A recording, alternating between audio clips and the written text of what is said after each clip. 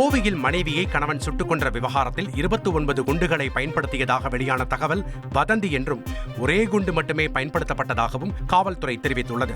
ஒரு குண்டுக்குள் 29 பெல்லட்ஸ் அதாவது பால்ரஸ் உருண்டைகள் இருக்கும் என்றும் தெரிவிக்கப்பட்டுள்ளது.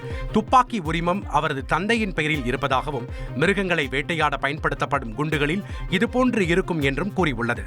இந்த நாட்டு துப்பாக்கிகளில் ஒரு முறை லோட் செய்தால் ஒரு முறை மட்டுமே சுட முடியும் என்றும் காவல்துறை தெரிவித்துள்ளது.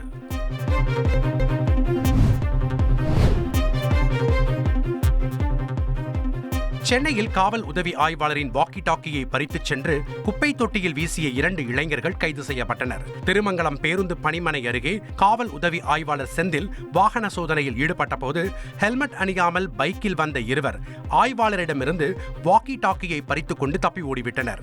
இதையடுத்து 100க்கும் மேற்பட்ட சிசிடிவி காட்சிகளை போலீசார் ஆய்வு செய்தனர். பின்னர் ராஜஸ்தானைச் சேர்ந்த வாசுதேவ் மற்றும் நேபாளத்தைச் சேர்ந்த தினேஷ் ஆகியோரை கைது செய்த போலீசார் வாக்கி டாக்கியை பறிமுதல் செய்தனர். செய்திகளை உடனுக்குடன் தெரிந்து கொள்ள உடனே சப்ஸ்கிரைப் பண்ணுங்க.